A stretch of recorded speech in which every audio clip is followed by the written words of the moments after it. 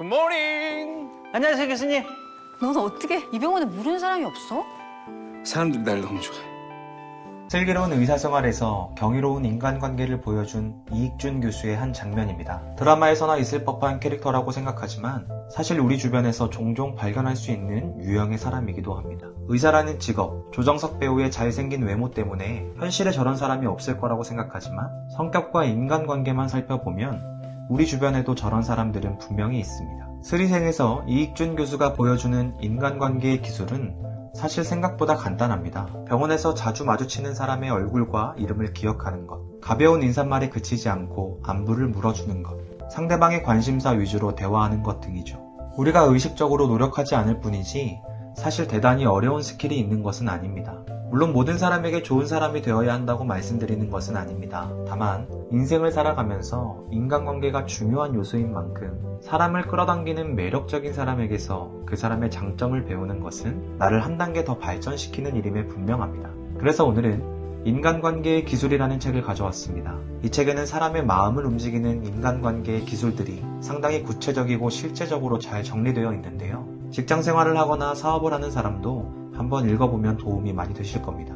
오늘은 이 책에서 말하는 사람을 끌어당기는 매력적인 사람들이 가지고 있는 특징 3가지에 대해서 한번 이야기해 보겠습니다. 첫 번째, 수용. 사람은 누구나 자신의 있는 모습 그대로 받아들여지기를 원합니다. 누군가를 만나는 동안 신경 써야 할 것이 많다면 그 사람은 진정한 친구가 아닐 가능성이 높습니다. 우리가 생각하는 진정한 친구란 같이 있으면 편안한 사람입니다. 무슨 말을 해야 할지 고민하지 않아도 함께 있는 시간이 즐거운 사람이죠. 어떤 이야기를 해도 나에 대한 편견을 갖지 않을 것이라는 믿음이 있는 사람이 진짜 친구입니다. 이것을 통해 한 가지 깨달을 수 있는 것은 평범한 사람들은 대개 자신의 있는 모습 그대로 수용되기를 원한다는 사실입니다. 만약 당신이 인간관계를 잘하는 매력적인 사람이 되고 싶다면 보통의 사람들이 어떤 니즈를 갖고 있는지 파악하는 것에서 출발해야 합니다. 어떤 사람도 자신의 행동을 지적하거나 비난하는 사람과 함께하고 싶어 하지 않습니다. 틈만 나면 남의 행동을 지적하는 사람 곁에 사람들이 모여들 리 없죠. 그저 자신의 있는 모습 그대로를 받아들여줄 사람을 찾고 있는 것입니다. 누군가 당신과 함께하는 시간 동안 마음을 놓고 편안한 마음으로 있다면 그것으로 당신의 역할은 충분합니다. 다른 사람을 있는 모습 그대로 받아들이기만 할 뿐인데 그 효과는 우리가 상상도 못했던 결과를 가져오기도 합니다. 사실 누군가를 긍정적으로 변화시키는 일에 가장 효과적인 방법이 단순한 수용이기 때문입니다. 사람들을 있는 그대로 받아들이고 그 모습 자체를 좋아해주는 사람은 그 사람이 더 나은 방향으로 변화될 수 있게 합니다. 대표적인 사례가 심리상담이죠. 삶에서 극심한 스트레스에 시달리거나 인간관계 때문에 심각한 고통을 느끼는 상황에서 일주일에 2번씩 의사에게 자신이 느끼는 어려움을 이야기하는 것만으로도 상당한 안정을 느끼는 경우가 아주 많습니다. 제가 심리학을 처음 배울 때 가장 인상 깊었던 것이 상담자의 역할은 해결책을 제시하는 것이 아니라 내담자가 스스로 해결책을 찾도록 인도하는 것이라는 말이었습니다. 즉 인간은 누구나 자신의 문제를 스스로 해결할 수 있는 능력이 있고 나아가 오직 자신만이 문제를 해결할 수 있다는 믿음입니다. 일전에 회사에서 워크숍을 진행할 때 3명씩 한 조를 이루어 미션을 수행한 적이 있었습니다. 3명 중 한 사람은 상담자, 한 사람은 내담자, 한 사람은 관찰자의 역할을 맡습니다. 정해진 주제에 대해 내담자는 상담자에게 자신이 하고 싶은 이야기를 하고 상담자는 내담자의 이야기에 오직 경청만 하고 중간중간 자신이 내담자의 이야기를 잘 이해하고 있는지 확인하는 정도의 질문만 합니다. 절대 해답을 주려 하거나 해결 방안을 제시해서는 안 됩니다. 관찰자가 이 모든 과정이 잘 진행되고 있는지를 유심히 관찰합니다. 그리고 역할을 바꿔가면서 세 사람이 모두 하나의 역할을 다 해야 미션이 끝나는 것입니다. 처음엔 몹시 불편했습니다. 무려 1시간 30분 동안 친하지도 않은 직장 동료와 민감할 수 있는 속 이야기를 해야 했기 때문이죠. 처음에는 형식적으로 빨리 끝내려고 했습니다. 세 사람 모두가 다 말이죠. 그런데 이야기를 하나씩 꺼내기 시작하자 우리는 즉시 몰입하기 시작했습니다. 우리 세 사람은 각자 자신에게 주어진 역할을 수행했을 뿐인데 마치 실제 상황처럼 마음속 깊은 이야기들이 나오기 시작했습니다. 1시간 30분이 지났을 때는 아직 한 사람당 2가지 역할밖에 하지 못한 상황이었습니다. 우리는 그 이후에 점심시간까지 할애하여 그 역할 놀이를 계속했습니다. 세 사람이 모두 3가지 역할을 마쳤을 때는 점심시간이 거의 끝나가는 시간이었습니다. 그리고 소그룹실을 나온 우리는 깜짝 놀라고 말았습니다. 우리 말고도 다른 많은 조들이 우리처럼 점심까지 걸은 채 그 역할놀이에 몰입하고 있었기 때문입니다. 이 역할놀이 미션이 우리에게 깨닫게 한 바는 무척이나 컸습니다. 우리가 원해서 한 것도 아니고 친한 사람들과 한 것도 아니었죠. 그럼에도 내 이야기를 진심으로 들어주고 나를 그대로 수용해주는 사람이 한 사람이라도 있을 때 그를 통해 얼마나 큰 위로와 힘을 얻는지 깊이 깨닫게 된 것입니다. 수용은 그 자체로 사람을 끌어당기는 힘이 있습니다. 수용은 어떤 능력이 필요하지 않습니다. 그저 진실된 마음으로 상대방을 받아들이면 됩니다. 수용은 상대방에게 무엇인가를 해야 하는 것이 아니라 오히려 하지 말아야 하는 것에 가깝습니다. 판단하지 않는 것, 지적하지 않는 것, 가르치려 하지 않는 것, 냉소적이지 않을 것, 몸이 건조하지 않을 것 등등. 무엇인가를 해야 한다면 어려울 수 있지만 하지 않는 것은 의외로 쉽습니다. 우리는 아무것도 하지 않아도 충분히 매력적인 사람이 될 수 있음을 기억할 필요가 있습니다. 두 번째, 인정. 매력적인 사람이 가지고 있는 두 번째 특징은 상대방을 인정해주는 것입니다. 인정은 수용보다 한 단계 위의 행동이죠. 수용이 상대방의 단점을 인식하고 그것을 받아들이는 것이라면 인정은 상대방의 숨겨진 장점을 찾아내고 그의 긍정적인 면을 발견하는 태도입니다. 수용이 최대한 무엇인가를 하지 않는 태도라면 인정은 적극적으로 긍정적인 것을 행하는 것입니다. 당연한 이야기지만 사람은 누구나 장점과 단점을 갖고 있습니다. 장점만 있는 사람도 없고 단점만 있는 사람도 없습니다. 다른 사람의 모습에서 결점만 크게 보이고 장점은 잘 못 보는 사람은 부정적인 사람일 가능성이 높습니다. 반대로 결점은 작게 보이고 장점을 크게 보는 사람은 긍정적인 사람으로서 다른 사람들에게 긍정적 영향을 끼치고 있을 가능성이 높죠.